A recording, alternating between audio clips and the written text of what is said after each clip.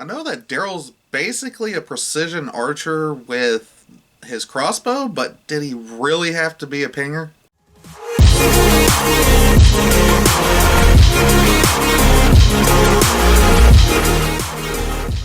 What is up, Commander players? My name is Matt, and you're watching Top Commanders. So, the last couple of videos, I did a deck tech on Glenn and Michonne. Today's deck tech is going to be on Daryl from the Walking Dead Secret Lair. Now, I've said in one of the other videos, I will say it again, this is not a rant video. I'm not bashing the product. It's already said and done. It's neither here nor there at this point for me. This is literally just a deck tech for these commanders. They are legal in Commander. Rules Committee is not banning them. So expect to see them out in the wild. Maybe few and far between. Who knows? But this video is for anybody who is planning on buying these and building decks around these. But before we get into all that, be sure to like, share, and subscribe as always. And if you wish to support this channel directly, be sure to visit patreon.com/topcommander. But with all that said and done, let's go ahead and get right into it. So, this one was kind of weird for me, honestly. I get that he has the crossbow in the show and everything, but did Daryl really have to be a pinger? It's something that's kind of driving me nuts about this one. I feel like there could have been something else that they could have done with this, but I feel like turning him into a pinger was kind of a cop-out. But let's go ahead and take a look at the card and see if we can figure out a way to potentially get some ideas to make a deck around this. So, Daryl, Hunter of Walkers. Really. 2 generic, a red and a green, for a 4/4 legendary creature human archer. At the beginning of your upkeep, target opponent creates 3 Walker tokens. Now, for those of you who need a recap on that, Walker tokens in the Secret Lair are just 2/2 zombies. He has an activated ability, tap. Daryl deals 2 damage to target creature. So, he's a pinger, does 2 damage, but only to a creature, not to a player. Whenever a zombie an opponent controls dies, draw a card. Now, it's kind of easy to see why they went with 2 damage for his pinger effect, because zombies are 2/2s. So, he's going to snipe them one at a time with his pinger effect, and then each time you kill one, you get to draw a card. So, you got some card advantage going in. I'm not too thrilled about the part where at the beginning of your upkeep, target opponent creates 3 Walker tokens. So you're giving 3 zombie tokens to one of your opponents. Hopefully they're not running a zombie tribal deck. That would be awful. So with his first line attacks giving your opponent zombie tokens, I could see potentially trying to do a red-green group hug deck. However, group hug decks are something that I'm not too familiar with. It's not exactly something that's in my, tool belt of decks that I've played personally. So that would be a little bit more difficult for me to try to explain that. However, with him being a pinger, I immediately just kind of thought of, okay, you give your opponent some zombie tokens during your upkeep. At least it's during your upkeep. So the turn you play him, you got a full round of rotation, and then comes back to you. He's no longer summoning sickness, so you don't necessarily have to give him haste. But it's still an option. So you don't necessarily have to worry about your opponent having 3 zombie tokens right off the bat, which is pretty much a good thing. At least it wasn't end step or as soon as he enters the battlefield, because he has summoning sickness, so then you definitely have to make sure you run plenty of ways to give him haste so you can start working on those zombies. But they didn't do it that way. They made it where they get the tokens at the beginning of the upkeep. But it's only one opponent, and they get 3 of them. So there is a way to work with that. Very, very easily, the first card you would automatically want in this, because your commander has a tap effect. Seaborn Muse is 3 generic and 2 green for a 2/4 creature spirit with a very simple line of text. Untap all permanents you control during each other player's untap step. Awesome. So with Seaborn Muse, your turn comes around, they create a zombie token, you can tap him, ping away a zombie, pass, untap him again, and, every round of the table, you end up taking care of the zombies. So if you give it to the person directly to your right, they're basically not using those zombies at all. And you're using the player to your right as a card advantage engine. Why not? But Seaborn Muse is just one card, right? There's only so many ways that you can do this effect. So, for redundancy, and hopefully to make the deck work a little bit more easily, you could also include stuff like Quest for Renewal. It's 1 generic and a green for an enchantment. Whenever a creature you control becomes tapped, you may put a quest counter on Quest for Renewal. As long as there are 4 or more quest counters on Quest for Renewal, untap all creatures you control during each other player's untap step. So, again, it's another Seaborn Muse effect, except it's only for creatures. Seaborn Muse untaps everything, including your lands. So, what's an easy way that we can definitely try to make sure that we're taking advantage of something like this? If we open for Quest for Renewal, we want to make sure that we have other creatures that have tap effects. So, what is a very easy card, what are very easy cards to remember that always tap? Mana Dorks. So, you're going to run the Llanowar Elves, Elvish Mystic, Arbor Elf, Birds of Paradise, Elysian Caryatid. There's a whole bunch of Mana Dorks that you can run that will ramp you. They have a tap effect, and they will guarantee that you will untap. But what about Daryl himself? Well, Instill Energy is a pretty good piece of tech. It's 1 green for an aura. Enchanted creature has haste, and an activated ability that costs 0 mana. Untap enchanted creature. Activate this ability only during your turn, and only once each turn. So every turn for you can basically tap him and then get a free untap. You can kind of use this as pseudo vigilance, or you could use it to double tap some zombies and get them out of the way. It's a neat interaction. It's also a very budget alternative to some cards out there. Now, other ways that you can also use to untap. Magerite Stone is an artifact for 2. You pay 1 and tap it.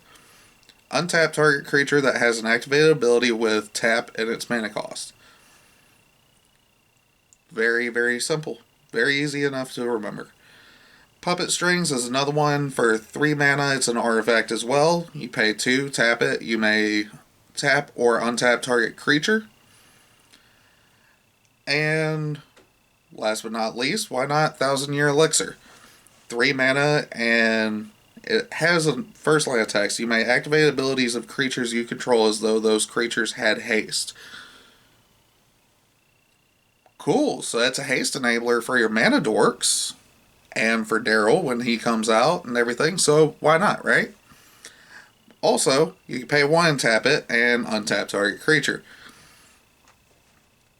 So in other words, there's plenty of ways to untap him so you can get multiple taps and multiple activations. This is amazing. One more untapper that I wanted to mention. This one might be out of some people's budget range for sure. Or if you have it, use it. And it could also be part of a win condition potentially in this deck. Staff of Domination is 3 mana for an artifact. Pay 1 and untap Staff of Domination. Pay 2 and tap it, you gain a life. Pay 3 and tap it, untap target creature. Pay 4 and tap it, tap target creature. And then pay 5 and tap it, and draw a card. Now, of course, with Staff of Domination, it's very known for if you get into an infinite mana loop, you can go infinite, draw your whole deck, and find a win condition through the infinite mana somehow. That's typically what it's known for. You don't necessarily have to use it that way, although it's a pretty decent idea. Why not? But, moving on. So, we have ways to untap. We have ways of just taking advantage of the fact that Daryl is a pinger. But what happens if your opponent happens to run some Anthem effects? For instance, if they have Glorious Anthem or Gaia's Anthem, those are enchantments that give the creatures they control +1/+1. Now the zombies are no longer 2/2s. Daryl only taps to deal 2 damage. This is a very off-the-wall kind of maybe what-if scenario that your opponents may not be prepared for, but if you want to be prepared for it for sure, why not run something like Basilisk Collar? Equipped creature has Death Touch and Lifelink. It equips for 2 and it costs 1 to play it. Very simple. Now for every zombie you kill, you're dealing 2 points of damage, Death Touch is killing it, and Lifelink is getting you 2 life out of the process. Seems very easily abusable.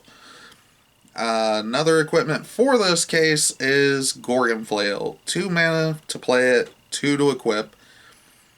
Equipped creature gets +1/+1 and has Death Touch. That's it, just has Death Touch. Sounds very simple. Because now you're just killing the zombies every time you tap Daryl. But what if we wanted to get a little creative? Maybe we want to draw a bunch of cards at one time. Ether Flash is a very old enchantment. It's 2 and 2 red for an enchantment. Whenever any creature comes into play, Ether Flash deals 2 damage to that creature. Then you don't even have to use Daryl for his pinger effect. Especially if they don't have an Anthem.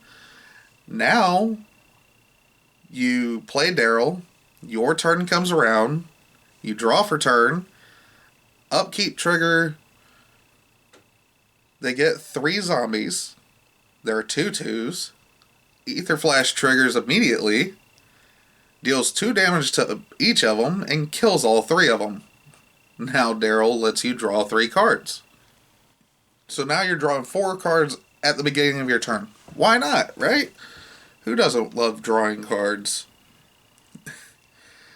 So, with that being said, is there anything else that we could possibly do with this deck? Ether Flash is just killing them on sight. You have ways to untap Daryl to be able to kill them if you don't have something like Ether Flash out. You have Death Touch, so that way you're guaranteed to kill the zombies. Well, maybe not guaranteed, because Indestructible is the thing if your opponent is playing something like Avacyn. Just be cautious about that. But why not another pinger? Especially if you have ways of giving Death Touch. Now we're talking. Now Daryl probably doesn't have to do anything at all. So Goblin Sharpshooter is 2 generic and a red for a 1/1 creature goblin. Goblin Sharpshooter doesn't untap during your untap step. Sounds like a bad thing, right? Whenever a creature dies, untap Goblin Sharpshooter. Tap Goblin Sharpshooter, or tap to activate. Goblin Sharpshooter deals 1 damage to target creature or player. So now, you can use... Let's paint a scenario. Let's say that maybe Daryl's the one killing the zombies. Well, in response, Goblin Sharpshooter triggers and untaps. So what you could be doing with Goblin Sharpshooter in between is ping your opponent for however many damage you can. So you ping them, tap, kill a creature, untap, and then you ping them again. So for every zombie, they lose 2 life, give or take.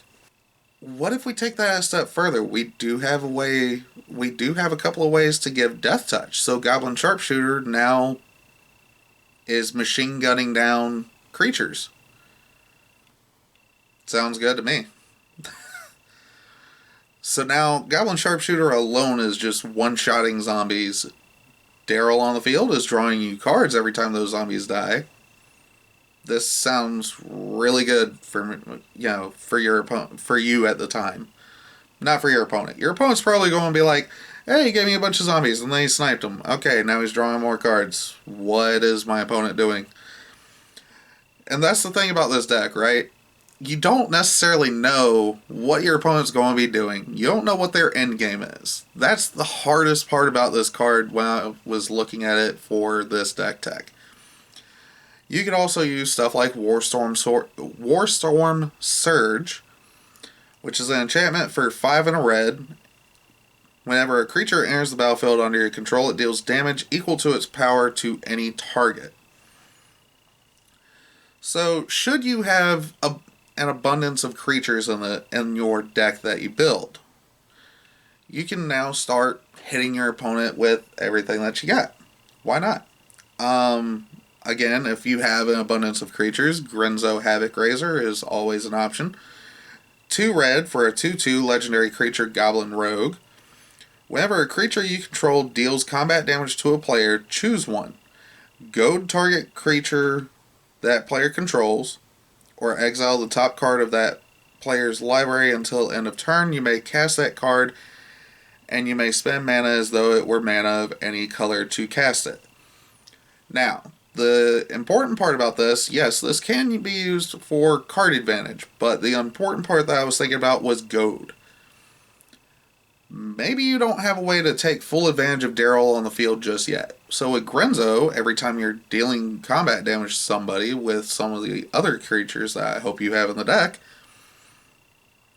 you can start goading those zombies, and now you might have given them 3 zombies, but they're not swinging at you because they have to swing at one of your opponents. And even if your opponent blocks and kills it, if Daryl's on the field, you're still drawing the cards. This seems pretty good so far. Granted, you're having to catch runner and jump through a lot of hoops to try and make this work, but the deck can work. Is the whole point. It takes a lot of creativity, a lot of know-how of the game. You definitely got to do your research. Try to think of anything and everything that you can to take advantage of something like this. So while the commander is at first sight is very, very difficult to build, it can be done. You can also just give Vigilance to Daryl, and you can start swinging with Daryl. Swing it at the player that you gave the 3 zombies to. Give him a sort of vengeance. Give him Vigilance, First Strike, Haste, all those keywords. Plus it gives him a +2/+0. So with the buff and the First Strike, okay, why not? I believe it might give Trample. If not, you could always throw a Shadow Spear on him. Gives him lifelink and Trample. There's a number of ways to be able to make this work. A lot of it involves tapping and untapping. Of course, it's basically a pinger deck. I'm not too thrilled about it being a pinger deck, honestly. But what's the end game? How do you win? Well, you're in red and green, so if you have a basic lands matter package, talking about maybe some fetch lands, Crucible of Worlds, Ramunap Excavator, you can potentially go with something like Avenger of Zendikar. Avenger Zendikar, 5 mana, 2 green for a 5/5 elemental. When he enters the battlefield, you get a 0/1 plant for each land you control. And then the landfall trigger gives all your plants +1/+1 counters. This is definitely an easy way to try to get a win con in. So your end game is probably to get a whole swarm of things going. You're in red and green. I'm not too familiar with a lot of combo wins in red and green, honestly, but you can definitely go for a swarm tactic or big tokens. Speaking of big tokens, we just got the brand new Phylath World Sculptor legendary creature. It's basically Avenger Zendikar. 4 generic, a red and a green for a 5/5 elemental. When he enters the battlefield, you create a 0/1 plant for each basic land you control. And then landfall gives 4 +1/+1 counters on target plant you control. Again, if you have a Lands Matter package, this can work very easily. However, what if you don't want to go that route? What if you don't want to go with a Lands Matter package when you're already doing a pinger thing? Well, very easily, some 1-card bombs. Uvara Hellkite is 6 generic and 2 red for a 6/6 flying dragon. Whenever a dragon you control attacks, put a 6/6 red dragon creature token with flying onto the battlefield. Now, why would this matter? Are you going full dragon? Probably not. You might have a couple of dragons, maybe a Bogarden Hellkite, or, Hellkite Tyrant, or anything like that. You might be running something like that with this. But Uvara Hellkite can start doing the whole thing on his own. Especially with you being in red, you can run extra combat steps. There's a number of cards in red that give you multiple attack steps. Aggravated Assault. Next up, you can also use, again, big creature tokens, right? Giant Adiphage is 5 generic green and 2 green for a 7/7 creature insect with trample. Whenever Giant Adiphage deals combat damage to a player, create a token that's a copy of Giant Adiphage. This can get nuts very quickly. This is also one of those things that your opponent's going to more than likely kill on sight. Also, you're in red and green. You have land ramp. You can do this. Dragon Master Outcast is 1 red for a 1/1 creature human shaman. At the beginning of your upkeep, if you control 6 or more lands, put a 5/5 red dragon with flying onto the battlefield. Seems really good to me, in all honesty. Or maybe you have something like a Tendershoot Dryad. It's 4 generic and a green for a 2/2 with Ascend, which means if you control 10 or more permanents, you get the City's Blessing for the rest of the game. At the beginning of each upkeep, create a 1/1 green sapperling creature token. Now, at the beginning of each upkeep, that's every upkeep of the game, all including your opponents. Now, what would a bunch of 1/1s do? Well, Tendershoot Dryad also has a second line of text that says sapperlings you control get +2/+2 as long as you have the City's Blessing. So the cool thing is, even if the only thing on your field is 5 lands, you play Tendershoot Dryad, you're up to 6 permanents on your field. Pass to each of your 3 opponents. Get a sapperling, get a sapperling, get a sapperling. Come to your turn, you get a sapperling.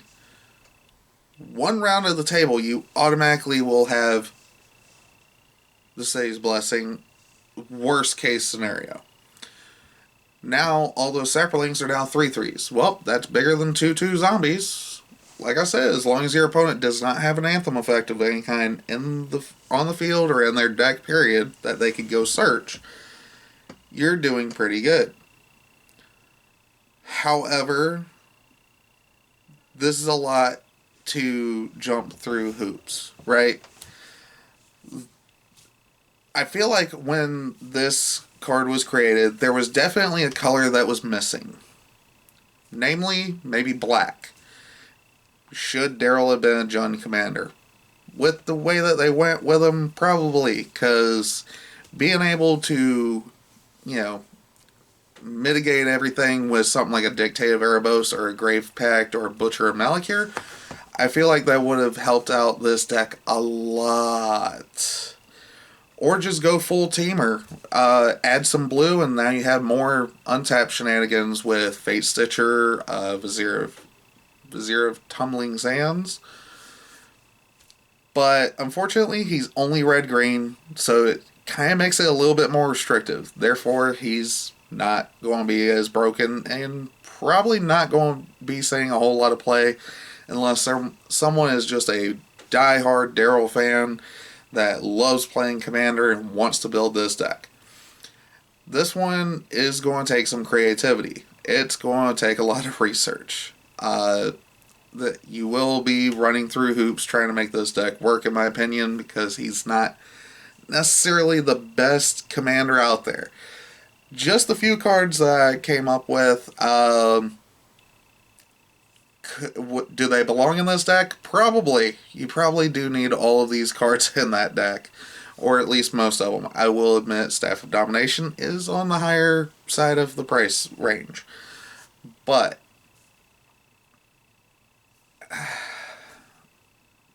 this is the deck tech for Daryl. This is what I was able to come up with.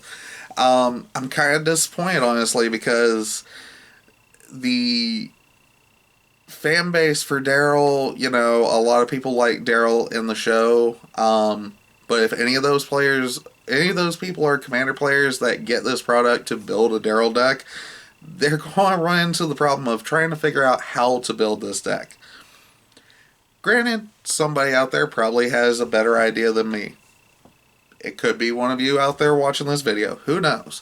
But that's all I have for this one. Let me know down in the comments below, how would you build it? Did I get pretty close? Was there something that I missed? Is there some form of tech that I should have included in this video that I didn't think of? Let me know down in the comments below, and I'll see you guys next video.